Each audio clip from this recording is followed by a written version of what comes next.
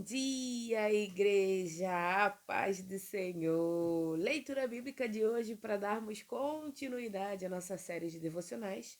Hoje, no nosso sexto episódio da nossa série, O Poder da Comunhão. Hoje vamos falar sobre firmes no mesmo propósito e combate. Não lutamos sozinhos. Lado a lado, resistimos às pressões deste mundo. Estudo hoje vai falar sobre a fraqueza e da inconstância e o viver digno da comunhão. A inconstância comportamental, o esfriamento do amor e a falta do alinhamento com os valores de Cristo minam o testemunho do crente e enfraquecem a igreja. No entanto, estes nossos textos, eles revelam que uma vida firme no evangelho exige conduta transparente, amor fervoroso e constante, serviço mútuo por meio de dons e uma busca diária pela paz e restauração nos relacionamentos. Hoje nós vamos trazer o nosso sexto e último episódio da nossa série, falando sobre o poder da comunhão e assim fechar o nosso compilado de estudos da semana. Vamos começar com nossos versículos chaves, Filipenses capítulo 1, versículo 27. Não importa o que aconteça, exerçam a sua cidadania de maneira digna do evangelho de Cristo, para que de mim, quer eu vá ou os veja, quer apenas ouça a seu respeito em minha ausência, saiba que vocês permanecem firmes num só espírito, lutando juntos como um só homem pela fé que vem do Evangelho. Nossa, Paulo aqui estava inspirado. Paulo escreve na prisão de Roma, expressando profunda gratidão e amor pelos crentes de Filipos. O apóstolo relata uma das suas cadeias sirvam para o progresso do evangelho e declara sua convicção de que viver é Cristo e o morrer é lucro. E exorta os filipenses a perseverarem com coragem diante das oposições e perseguições. Exerçam sua cidadania. No grego, o termo politeumai faz alusão direta às condições de Filipos como colônia romana. Os filipenses orgulham-se de sua cidadania terrena, mas Paulo os lembra que sua conduta diária e suas obrigações morais devem refletir as leis do reino de Deus. Não importa aqui nesse mundo qual é a sua cidadania, de onde você vem, qual a sua escolaridade, qual o seu ensino, se você tem ensino superior, se você não tem, se você é escolarizado, se você não é. O que importa, de fato, é a sua cidadania do reino. Você tem se preparado para estar com o rei? Você tem se preparado para estar com Cristo Jesus? Ou está vivendo a sua vida de forma aleatória, como se nem cidadão do reino você fosse, levando a sua vida de qualquer jeito? Ou você tem se preparado para o reino? Digno de evangelho. Viver dignamente significa manter o estilo de vida em perfeita balança e harmonia com a mensagem da salvação, proclamada por Cristo. Ter uma vida sóbria. Não sóbria somente de não embriagar-se, mas a sobriedade aqui que Paulo ele fala é a sobriedade em Cristo Jesus. Suas atitudes dentro da igreja e fora da igreja, elas têm que ser a mesma. Tanto dentro quanto fora da igreja, você tem que ser a mesma pessoa, andar numa mesma linha, não ter uma dualidade de vida. Aquilo que você é dentro, você também é fora da igreja. Aqui fora é o verdadeiro evangelho, é onde a gente de fato mostra quem é Cristo Jesus. Não somente dentro da igreja. Ser crente na igreja é muito fácil, mas ser crente fora é muito mais difícil. Mas é o que de fato vale. Lutando juntos como um só homem. A palavra sinatleu vem do meio atlético militar, origem de atleta. Descreve um time ou exército combatendo lado a lado. A firmeza e a vitória contra o desânimo não vêm do esforço isolado, mas do combate coletivo em unidade. Eu preciso de você e você precisa de mim. E juntos a gente consegue levantar. Juntos a gente consegue ter uma vida diferente, diferenciada em Cristo Jesus. Por isso devemos viver em união com o corpo. Seu comportamento diário no trabalho, na família e na sociedade precisa refletir com a fidelidade à mensagem que você prega. Quando os problemas surgirem, não recue em isolamento. Mantenha-se alinhado aos seus irmãos na fé para lutarem juntos pelas promessas de Deus. Somente com o corpo é que a gente consegue ter uma vida diferenciada em espírito e em verdade com os nossos irmãos em Cristo. Somente com os irmãos é que a gente consegue vencer as batalhas diárias da nossa vida. Não é fácil. Cristo disse que não seria, mas vale a pena. Cada pedacinho da nossa vida restaurada por Cristo Jesus. 1 Pedro capítulo 4, versículos do 8 ao 10. Acima de tudo, amem-se sinceramente uns aos outros, porque o amor perdoa muitíssimos pecados. Sejam hospitaleiros uns com os outros, sem reclamação. Cada um exerça o dom que recebeu para servir aos outros, administrando fielmente a graça de Deus em suas múltiplas formas. Pedro instrui os cristãos dispersos sobre como viver para a vontade de Deus em um ambiente hostil de sofrimento e perseguição. O apóstolo lembra que o fim de todas as coisas está próximo, exorta a igreja à sobriedade, à oração, ao amor fervoroso e à mordomia fiel dos dons espirituais. Amem-se sinceramente. A palavra ektenes transmite a ideia de algo estendido ao máximo, como a corda de um instrumento afinado ou um músculo em esforço total. O amor cristão não é passivo, exige empenho contínuo e intencional. O amor perdoa. Calipto significa cobrir, estancar ou suportar. O amor maduro não expõe as falhas do próximo por malícia, mas perdoa, protege, busca a restauração daquele que errou. Administrando fielmente. Oikonomoi. Os dons espirituais, carismata, não são títulos de honra para a glória pessoal, mas ferramentas do serviço comunitário. O cristão é um mero mordomo, dispenseiro da graça graciosa e multiforme poiquilis de Deus.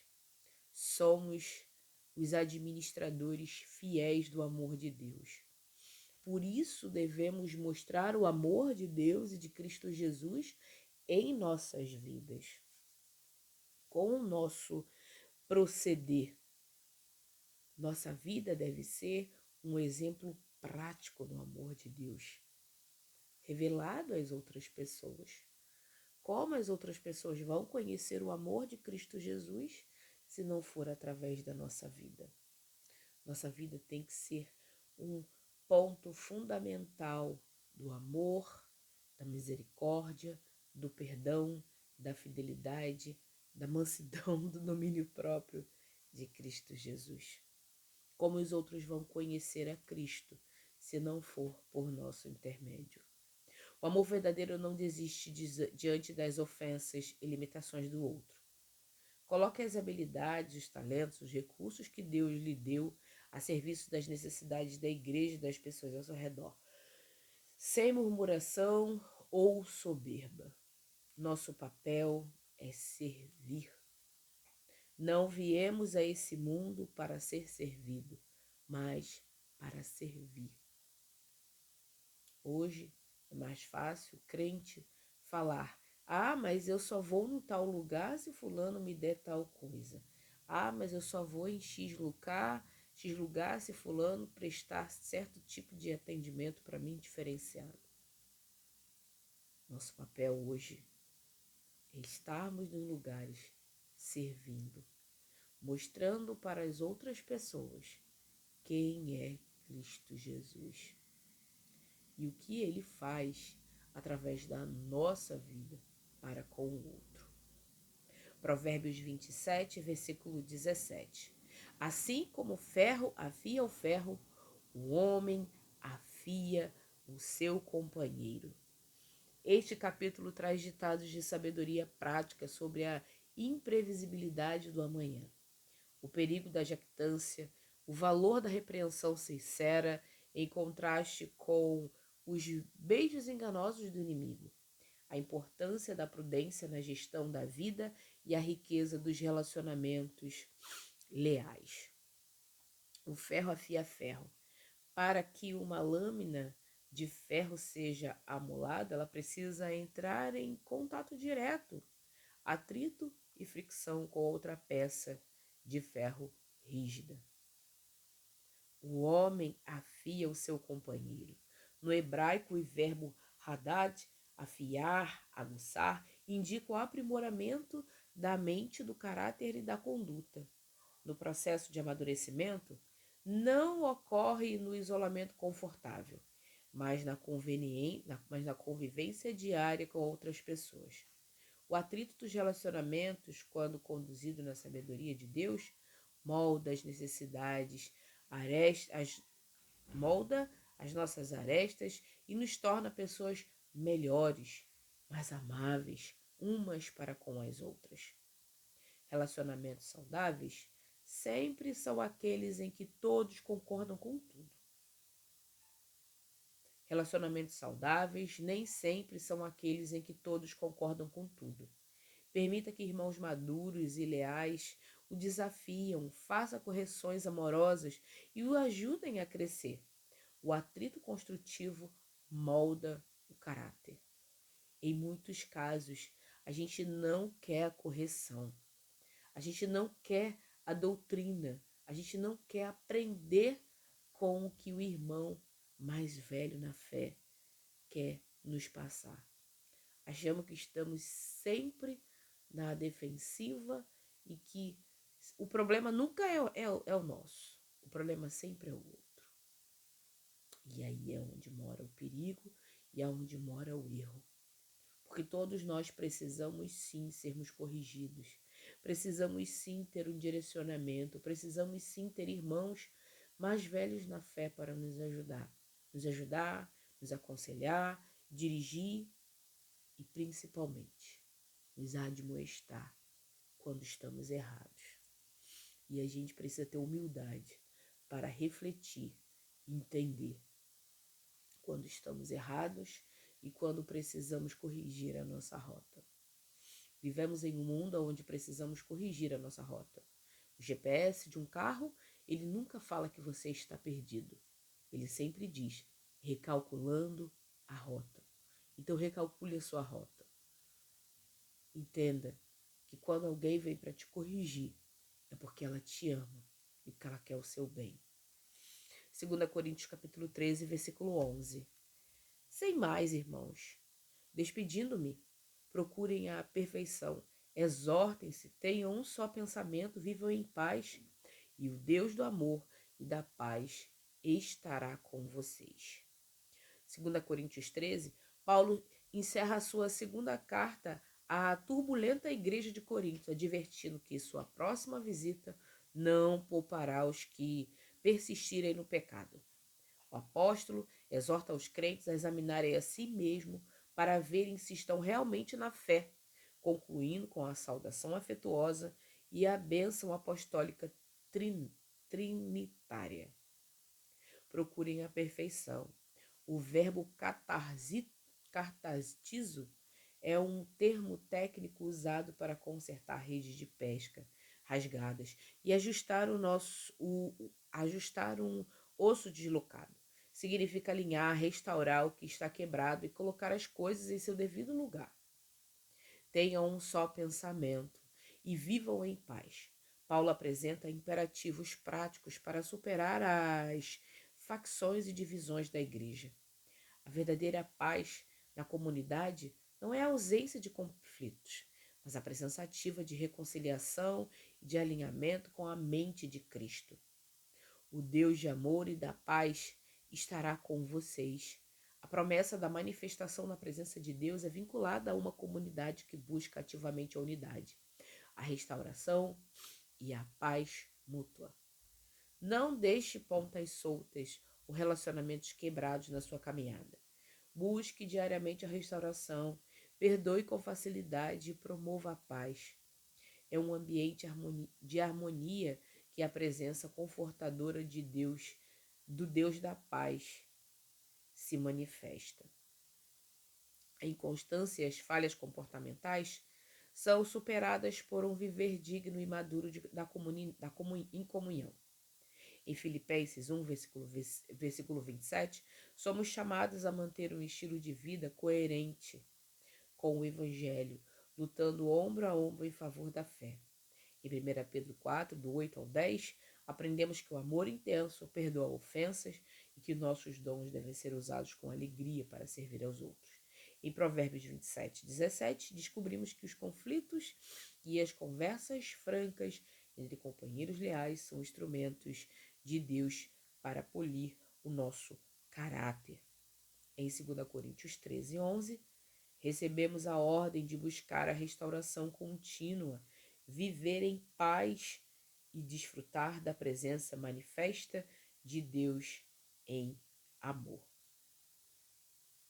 Como você pode engajar mais ativamente a sua comunidade local para que nem você, nem seus irmãos lutem as batalhas da vida sozinho?